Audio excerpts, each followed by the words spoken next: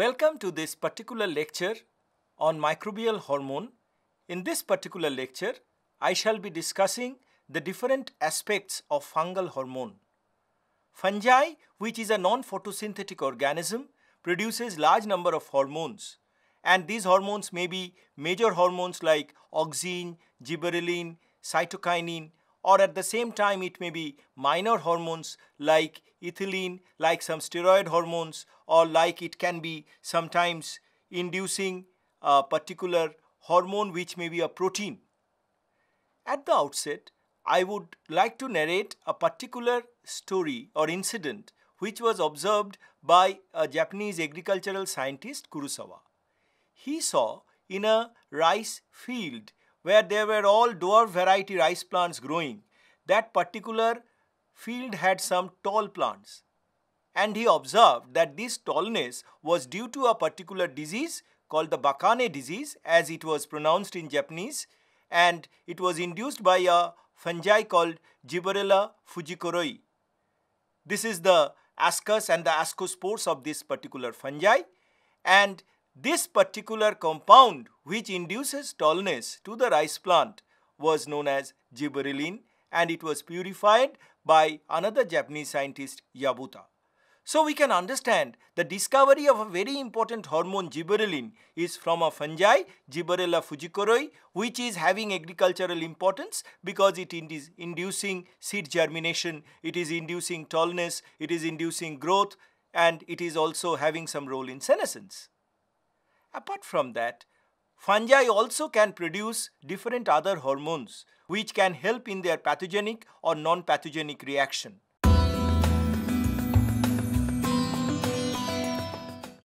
One important such hormone is the auxin.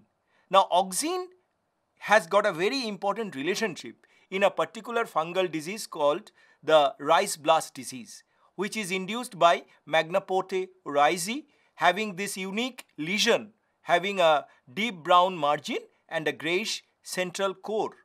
This particular lesion is actually helping the formation or the development of the reproductive spores of Magnapothe in the form of this conidia. And this conidia colonization takes place in this way. On the leaf surface, the conidia will be falling and they will be growing into an appressoria, and then this appressoria will grow and develop into mycelial mesh, and this mycelial mesh will grow, and this is what is called invasive growth, and this invasive growth will ultimately result in sporulation, and as the spores are produced, the spores will get into another vegetative plant and it will spread in the agricultural field. So rice blast is a very important disease, but what is important that this rice blast is caused by Magnapothe whose growth is induced by auxin or auxin-like compounds. Now at the same time, here what we have seen is the auxin is helping in the development of the fungal pathogen. Similarly, some necrotropic fungal infection where there will be some unique relationship, that is the auxin concentration is increasing initially, then it is destroyed. So what is happening, the moment auxin is received by this specific receptor ARF or the auxin responsive genes are activated, then what happens is that auxin is removed. Auxin is removed by unique 26S proteasome by binding with a specific SCF receptor. And the moment the auxin is removed, these auxin responsive genes will be active, and thereby this particular plant, which may be cucumber plant or which may be other plant, which will induce resistance to Plectosphaerella cucumarinea or Botrytis cinerea. So what we can see is auxin removal from the system has resulted in the plant's resistance in this particular disease of cucumber. There may be another unique case where auxin is binding to specific receptor, where SGT1 is the receptor, and after binding with SCF, it will be ubiquitinized or it will be destroyed. And this ubiquitination will be accompanied by a specific activation of certain other hormones, and that will include the salicylic acid or abscisic acid, and because of this activation there will be activation of the resistant genes, and the R gene will bring about resistance against Haloperonospora. So what we can say is it is because of the activation of jasmonic acid and lower or inhibition of the auxin, this particular resistance was observed in Arabidopsis against this fungus Hyaluperonospora.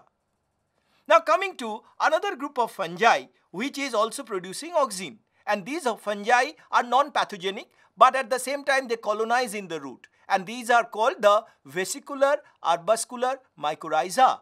So the VAM fungi actually, again they will be growing in the root, there will be the spores branching into hyphae, and these hyphae will develop into small colonies which are commonly called arbuscles. And these arbuscles will ultimately again develop into newer areas and will produce appressorium and will sporulate. But this VAM colonization is helping the plant. Why it helps the plant? You see, this particular fungi will first of all allow the growth of additional mycelial structure which will draw nourishment. One such nourishment is phosphate. It has been reported that this particular fungi will also allow the growth of other different phosphate solubilizing bacteria which will allow the supply of phosphate into the plant root, and because of this phosphate availability there will be increased metabolic activity which will induce the production of auxin in the plant root rather, and the plant root will grow. At the same time the mycorrhizal fungi will also grow. So what is the net effect? The net effect is the growth of this particular plant root as a result of the auxin activity. At the same time, there may be other compounds, like here in case of VAM infection, there may be excess growth in maize root. You can see the maize root will show massive growth under the effect of IBA, which is inducing the growth of VAM in the maize root. And this is the vertical section of the maize root showing unique arbuscle formation inside the maize cortex or the root of the maize cortex. There may be increased VAM colonization in the root of soybean. When that is there, the root development will be more. There will be more branching in the root, but at the same time there will be reduction in the number of the nodules which are nitrogen fixing structures where the rhizobium is growing inside those nodules. So in other words, the development of root or drawing of nourishment will increase under the effect of auxin in soybean. And these are the unique VAM sporangia present on the surface of the soybean root, and these thread-like structures actually draw nourishment for the soybean root. There may be sometimes more root initiation under the effect of VAM colonization, and this growth of root is definitely due to elevated auxin concentration. So in other words, in tomato, under the effect of IBA, there will be more colonization of VAM in the root system, and the root will grow, and thereby the plant will draw more nourishment, as a result of which the plant becomes more productive. Apart from that, there is another group of fungi which is commonly mycorrhizal, but they also can be seen in nature because they are bracket fungi and they grow on the soil surface. One such fungi is Lentinus edodis, and this Lentinus edodis, commonly in Japanese it is called shiitake mushroom, and this shiitake will produce auxin when it is grown in mycelial or submerged mycelial condition. That means in flask culture they will be liberating the different auxin compound, and this auxin compound will be also accompanied by different other organic acid like the shikimic acid, the corismic acid, which will also produce the anthranilic acid. And this anthranilic acid actually is giving the unique flavor for this shiitake, which is ultimately considered to be a delicacy consumed by large number of people in the world. And at the same time, this particular anthranilic acid will be producing different other compounds which may include the quinolones, which may be inhibiting bacteria. So what is the take-home message? The take-home message is this particular mushroom sometimes can make you healthy because it is preventing bacterial growth. Now, the lichen formation is a unique feature because the lichen is not a single species. The lichen will have a fungi and an algal association. As you can see, there is the fungal colony, both on the top and the bottom, and the central algal mass. It is usually the fungi mycelia which will draw nourishment, and the algal part or the algal component or the phycobiont will produce the food or nourishment for the entire lichen thallus. So as a result of which this lichen can grow in extreme environmental condition. And here in this particular lichen, that is the Nephromopsis ornata, the fungal growth or the fungal component or the microbiont is actually induced by the particular auxin derivatives, which include indole acetic acid, indole butyric acid, naphthalenic acetic acid and 2,4-D. So this particular auxin compounds will allow the lichen to grow more, and thereby it will actually inhabit unique barren or rocky areas.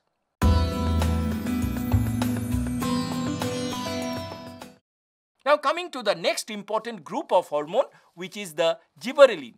Now as I have already told you, these are the dwarf rice plant. This dwarf rice plant become tall, and this tallness is due to the Bakane disease induced by the Gibberella fujikori. And this Gibberella fujikori spores or conidia will be spreading from one particular rice plant to different other plant. So what we can say is a particular gibberellin or a particular Gibberella infection will induce tallness to a dwarf plant. Similar is the case when we see the case of Phoma glomerata, which is a relatively less pathogenic, or we can say non-pathogenic fungi colonizing in the root of rice plant. Here also we can see that the Phoma fungus will ultimately help the rice plant to grow more and thereby make it more productive. At the same time, there will be a unique modification of the hormone concentration which will enable them to tolerate saline stress by activating enzymes like catalase, by activating peroxidase or polyphenol oxidase activity. And what we see is that those plants which are saline stress, which are tolerant to saline stress, particularly in cucumber, we see that there is a down regulation of abscisic acid and up regulation of both jasmonic acid and salicylic acid. So as a result of down regulation of ABA, the defense against the saline stress increases. Similarly, this is a very important plant which is a common weed growing in the aquatic rice field, commonly called Monocoria vaginalis.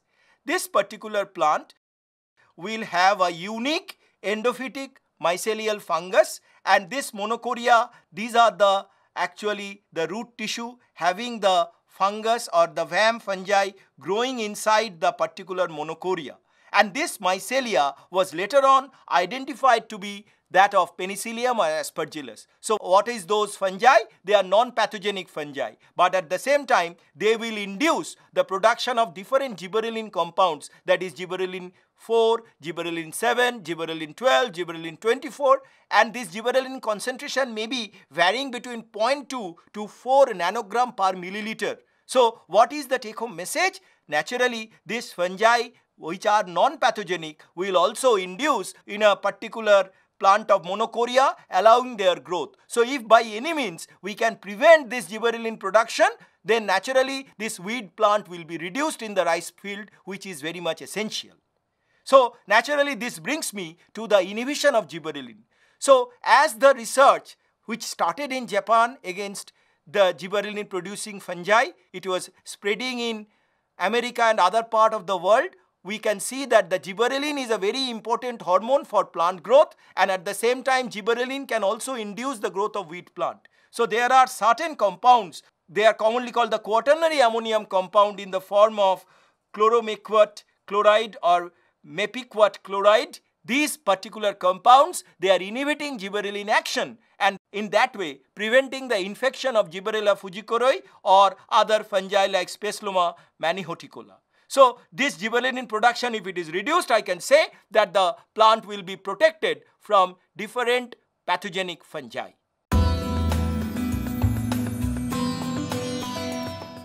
Coming to the next important hormone, which is the cytokinin, which is another major hormone produced by different bracket fungi like the Suillus or the Rhizopogon. And this particular fungi, they commonly grow on a particular root atmosphere, and they colonize and they develop into big sporocarps or fruit bodies. And they produce a unique cytokinin molecule which is commonly called the trans-zeatin and the trans-ribosyl zeatin. what happens is this growth of these fungi will ultimately be important for human civilization because they are edible fungi.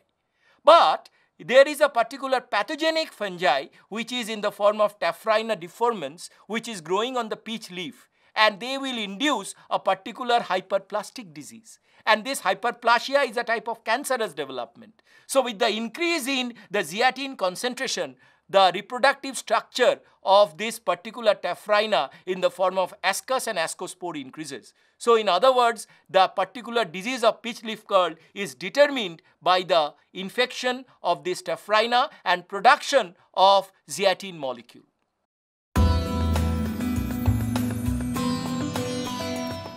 Fungi can also at the same time may modify or produce some steroid molecule. And this fungi is a very common mold like the Aspergillus ochraceus. This is Aspergillus ochraceus conidia, and this conidia will actually help in the conversion of cholesterol into different other hormones, and they will be producing cholesterol to pregnenolone, then it will be producing the corticosterone or aldosterone. And mind you, these particular sex hormones are also very important derivatives of human metabolism. So in other words, the steroid conversion may be useful in the commercial sense in the production of commercial sex steroids.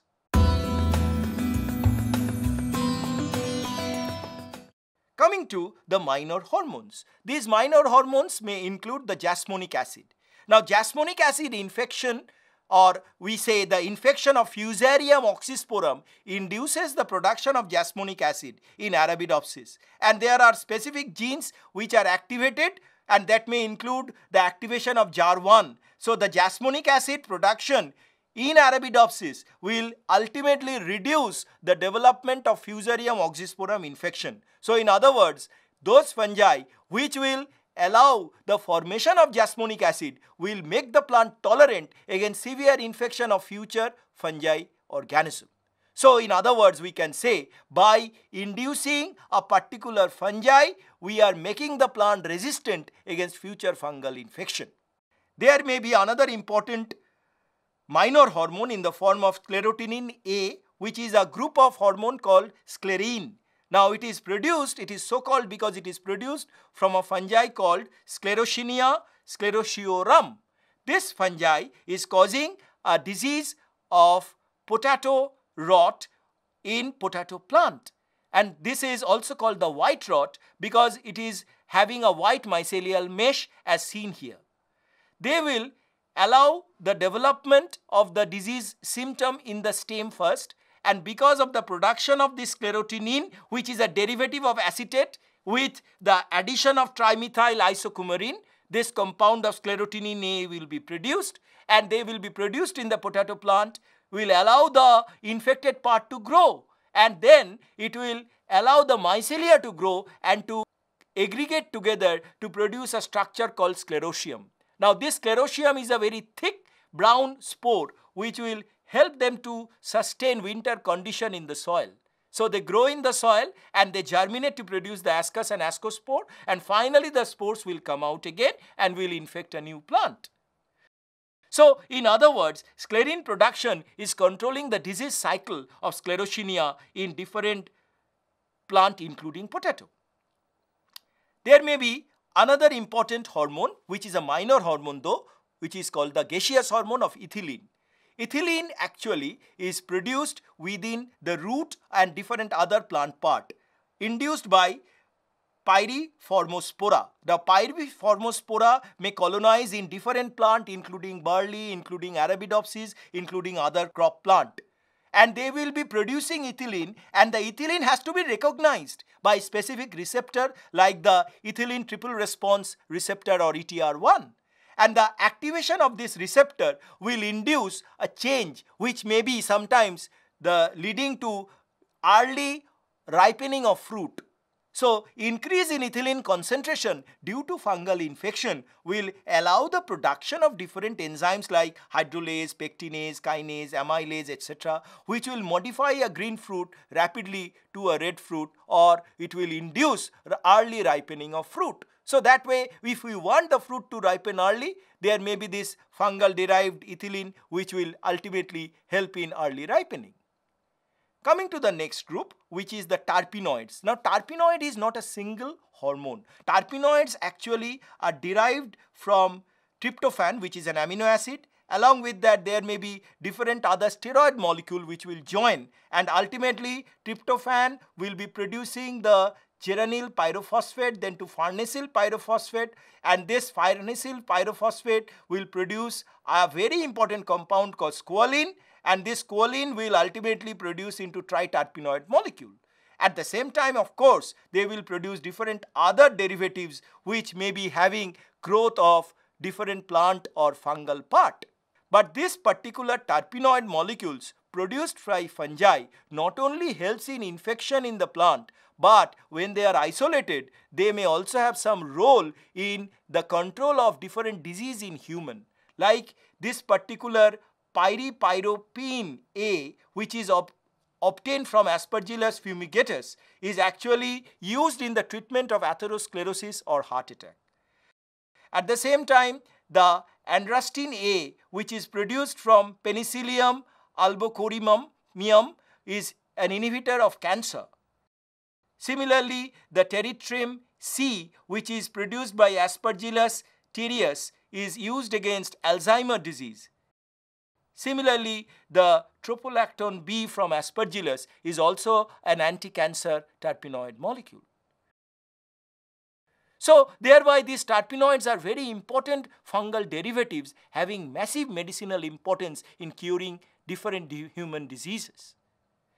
Coming to the last group of Ascomycetes fungi, which is a marine Ascomycetes fungi, they commonly grow. It is not a single fungi. A fungal mycelial mesh has been seen that in the marine condition, when these marine Ascomycetes fungi grow, they will produce different terpenoid molecule, and thereby they will develop both on the water level or below, and they help in recycling.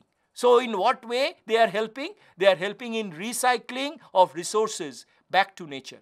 So, in other words, this particular terpenoid molecule has got a very important environmental impact, particularly in marine condition.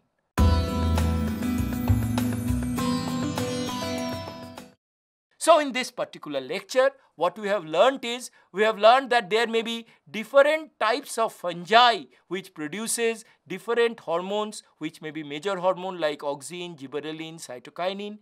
There may be minor hormones like terpenoids, like the sclerine, like the ethylene. They not only help in their pathogenicity, but they are also important in different medicinal ways, or they are helping in the cure of different human diseases, and thereby they are of tremendous importance both to human and to other organisms. Thank you.